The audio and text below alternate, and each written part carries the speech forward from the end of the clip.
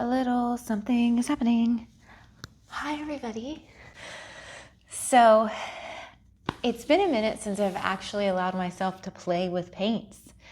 And, a lot of times painting is my one thing that brings me out of a headspace that's got a lot going on.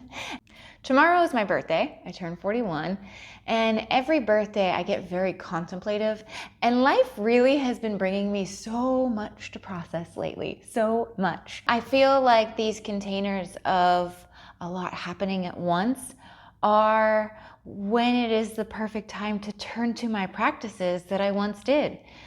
I have started having a creative practice ever since I was a kid, even though I didn't know that's what I was doing. I was sitting in an apple tree trying to process traumas as a kid, writing poems about nature, and then becoming a caregiver is when I first started painting. And honestly, the playfulness of painting is where I'm at. Clearly, I don't paint anything that's lifelike. It's all just play and colors and, of course, nature inspired. Are we surprised? And it's always been something that has helped me ground and helped me work through the static, so to speak, that is just having too much going on in my brain. Very reflective every birthday because I just like to kind of check in with my year. And last year, on my 40th birthday, I was in the mountains. I had just got home from a wonderful trip through Europe. That was such a blessed experience. And I knew that my house was on the verge of selling in the mountains, and all I wanted was to be back in Atlanta and to feel established. I remember my intention was, I want to feel stable and on my own 2 feet and established, and as if I am grounded and rooted and growing my own practice and I have a place that is my own. And I look around me and realize, well, it's happened. Since being back in Atlanta, there's been things that I've been growing towards and building towards, and I just celebrated another wonderful evening with my friends where we put together a workshop with people, and watching people receive the workshops that I have created has honestly been a highlight of my year. I feel so thankful to be able to witness the work that I went through now help other people. When I moved to the mountains in 2020, right after Steve passed, I really had this vision of wanting to do workshops and wanting to do retreats and just wanting to work with people in person and create community. And I had to start my license process all over, which I'm so thankful for, because the whole journey of supervision after the traumatic experience with being a caregiver, going through 9 years of caring for somebody with ALS, going through the loss of him, and then having to heal and pick up the pieces and go back to work, it was really beneficial for me to actually have supervision again, because it's how I realized how much trauma was stored in my body. Was I would hold space for people while I would show up for them in a way that felt really beautiful and real and like it was a good space for them and me. Ooh, did I feel that in my body? I would just feel sick often, depleted, dizzy, sick to my stomach, and just like there was a weight on my shoulders and my nervous system felt fried. And it was through talking with my supervisor that I really understood there's still a lot of trauma living in my body. And that's what got me really interested in somatics and just the understanding of moving things out of my body.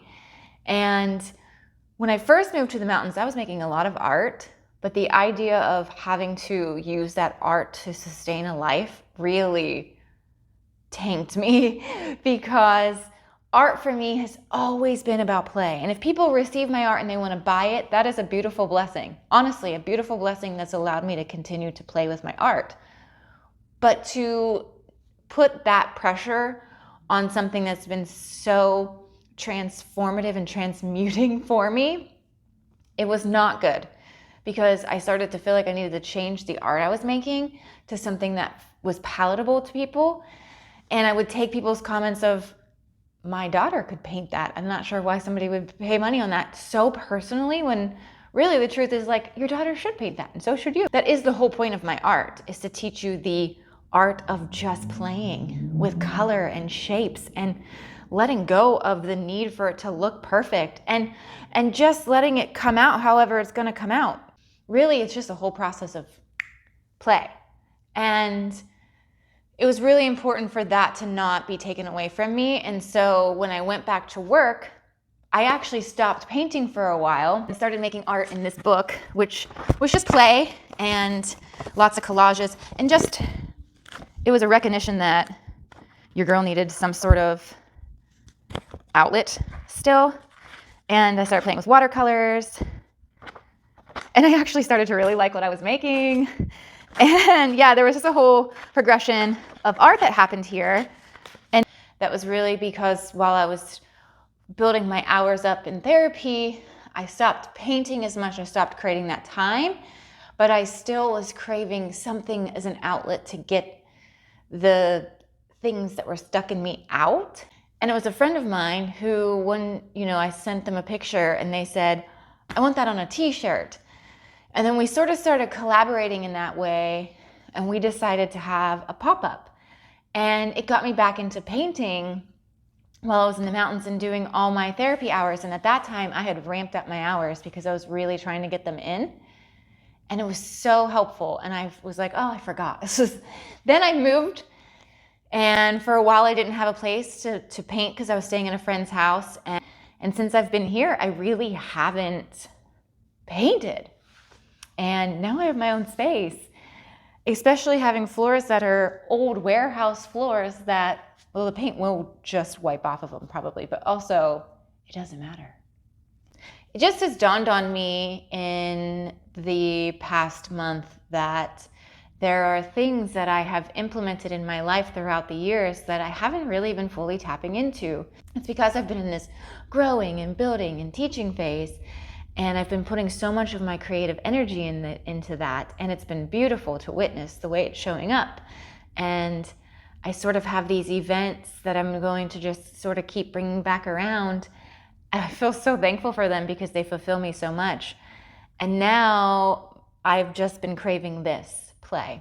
And I suppose it just is me wanting to check in with y'all to say, when's the last time you tapped into a practice that means so much to you? When's the last time you actually carved out space for you to play, to be creative, to try new things, to explore, release the need to be perfect and just let whatever wants to come out, come out? When's the last time you've done that? This is your invitation, because I promise you, if you just let yourself create something, it feels really, really, really freeing. I don't think it's until sometimes I take the space to really just be in painting and be in creativity to really understand how much I absorb and hold, and then how much I then need to release. I don't think the world we live in creates a whole lot of space for that release, for the process. There's so many things that happen and they feel really heavy and confusing, and there's a lot to sort through. And then we're just back to the show must go on, carry on, life goes on. You still have work to do. You still have to wake up tomorrow and do the litany of things that the world is asking of you. And if we're not careful and it's the only loop we're caught up in is the show must go on, and we're not actually taking just a pause to process, to really understand what happened, how you're holding on to it, how you're thinking about it, where it's maybe getting stored within you, then this is the reason that so many of us feel dysregulated, because there's just so many things that are like stacking and stacking and stacking and stacking until one day, poof. Healing is changing that identity that you built around your pain. While I'm no longer living in my old trauma stories, one of my trauma stories was that I was never going to feel regulated enough to really be able to hold the capacity of this growth that I can really see myself having with my business in terms of building these workshops into retreats, building this channel into a space where I actually reach more people. And there was many times where I would have this understanding that my nervous system gets really overwhelmed by all of the things. So when we're talking about capacity, when we're at capacity for the stress, for the day in and day out, for the chaos of the world, and we're like, oh my gosh, I can't handle any more of that, it also usually means we're at capacity for the joy and for the opportunities and for the expansion and for life to just get massively abundant. And I've carried that story with me, and I really have been shedding that this year. This whole year of 2025 has been a wild juxtaposition between, okay, you just bought your own loft, you own your own space for the first time in your whole life, and you don't have a safety net. There's no one coming to save you. And so now this responsibility is on you. That is my truth. And if I look at that and I feel empowered by it, then I'm like, absolutely. And I am able to rise to that occasion, and I am able to make money. And if I need to, I will work for other practices if my practice doesn't keep growing. And I have the understanding of my abilities. But if I were to look at that as anxiety provoking, I would never allow myself to see the expansiveness that's possible for me. And I would stay in this safety zone of only making sure I did things that were for sure money. And it's been a very empowering year to really step into, all right, I'm trusting this calling, I'm trusting myself, trusting the work I have done, and then to actually get to witness it being received by other people. It's one of the greatest birthday gifts I could ever have asked for. Truly, watching the impact the things I've created have on others. And this is my gift to myself to sort of process any of the tangled webs that is happening in life. And a reminder to y'all that even though we may be handling things better or life might be presenting differently, we can't let go of the practices that have always held us and supported us. I think it's also really a beautiful thing when you can reflect within yourself the different ways in which you're showing up in the world and your stories are showing up differently. And in my knowing myself process, I'm able to look at patterns and things that maybe I'm doing that aren't working for me and hold that space with love, but also like real honesty. And I think it's been one thing to be able to witness the way in which my healing journey has helped other people and it's growing and the things are actually landing. It's another to watch the way in which it's showing up within me. And that right there feels like a true gift. And I keep talking about gifts to myself, maybe because it's my birthday, but it truly is a gift to yourself to be able to take a little bit of a pause and reflect on the growth you've done. And to be able to recognize that the work works. Having lived almost 40 years of having completely dysregulated nervous system to the point where I would have panic attacks and my mind was constantly needing to be checked with the stories it's running, and to be able to know that I'm waking up tomorrow at 41 in such a different space with that, even though life itself seemingly is ramping up its anxiety. I feel so much more safe in my body and in my experience, and so much more confidence in my ability and my capacities. And that's really what I want for everybody. It really means so much knowing that I never knew that it was possible for me to get here. Honestly, if you would have asked me the first birthday after Steve passed, if I saw myself in 5 years being right here, having this conversation with y'all, I wouldn't have been able to see it. And I was just so broken by the whole experience of ALS and all it caused, and just the the trauma that caregiving brought up in me from the past, and also having to face my shadows. And facing my shadows felt like a life-shattering thing. All of a sudden, I had to say, wait a minute, I am not all sunshines and rainbows. What? Hello? That was a lot to find peace with. And there was so much that happened during my caregiving years, but I didn't have the time to process and integrate until after Steve passed, honestly. And one of my proudest things I can say is that Steve and I, we met each other's monsters because we were in the depth. And we were as broken and as low as I think he and I could possibly have been. And ALS was as rampant and complicated. I mean, this is years into his journey that he and I reached our bottom. And we had to crawl our way out. Now, we were never perfect after that, but we had a vastly different understanding of our monsters and the way in which they were playing with each other, and how to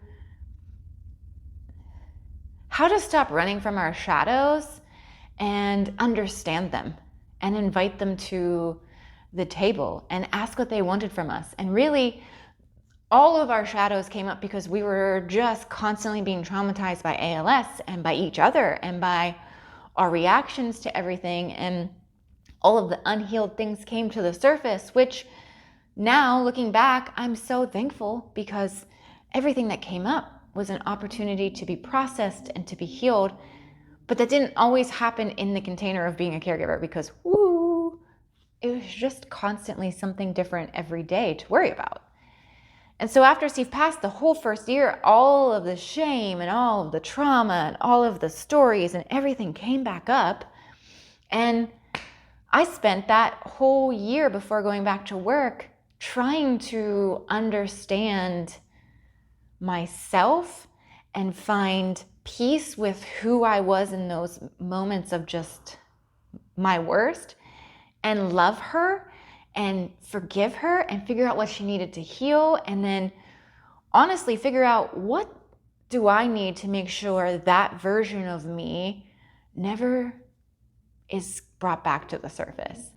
Understanding we all have the capacity to show up as the lightest, brightest, best version of ourselves, and the worst, darkest, most version of ourselves.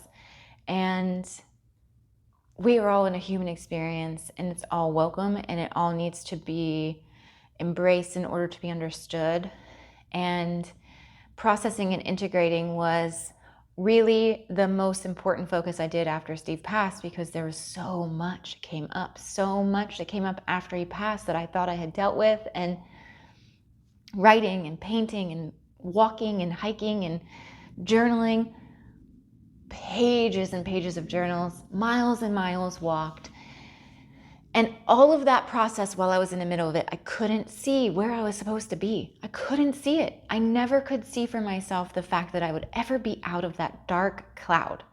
I thought that I was never going to be untraumatized. I was never going to not feel anxious in the grocery store or out in the world, because my 9 years of caregiving, the last 4 of them, we hardly left the house other than go to the hospital. So suddenly I'm back out in the world. I'm awkward. I don't know how to talk to people. I needed everyone to know that my husband died. And that's why I didn't know how to be here right now in this present moment. And now I can be so present and grounded and in the moment and in joy. I am no longer living in shame. I have healed and forgiven myself. I have healed and forgiven things that Steve didn't even know he brought up in me or caused in me while he was here. And the journey has been long but beautiful. And if we're not stopping to reflect on our growth and our moments of it, sometimes we miss on, wow, in 5 years, I have come to a place of just genuine peace and presence and understanding of myself. And no, I don't show up perfectly still. But I go to bed at the end of each day feeling proud of myself for the way in which I am trying my best to live in alignment and to live a congruent life and to show up as fully as possible. And I'm proud of the way in which I can see different stories playing out in my life. I'm proud of the way in which I can see the healing playing out in my life. I'm proud of the way in which I'm able to create that space for other people.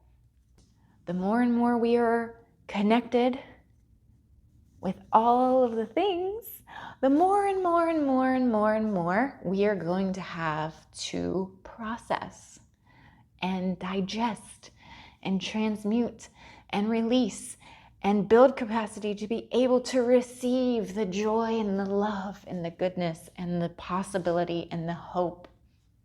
Whatever you need to process, make sure you're taking time to process.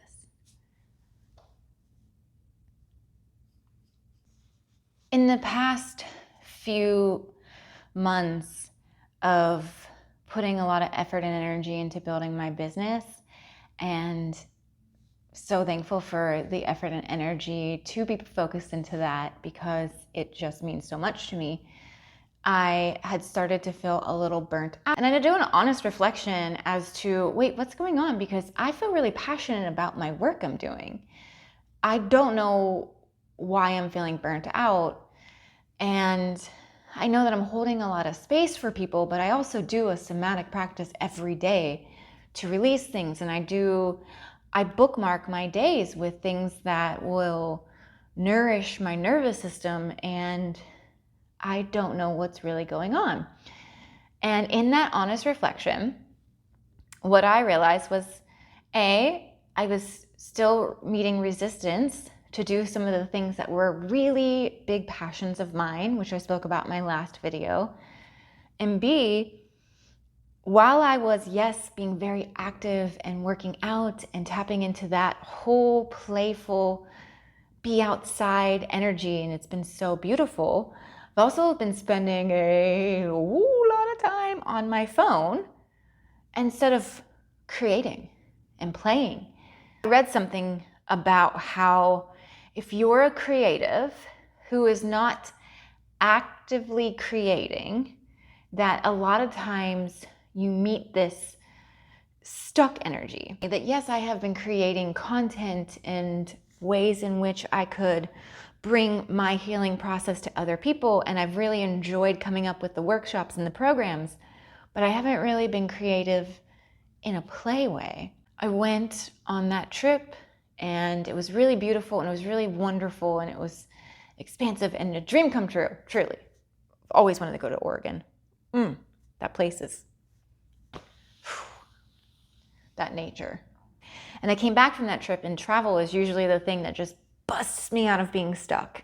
And I came back from that trip and I was met with stagnant energy walking into my place. And I love my place. So as soon as I walked in and that energy met me, I said, ooh, okay, something else needs to happen. And I just realized that, yeah, while I'm being creative in terms of the stuff that I'm making and putting out in the world, I haven't been tapping into this kind of creativity.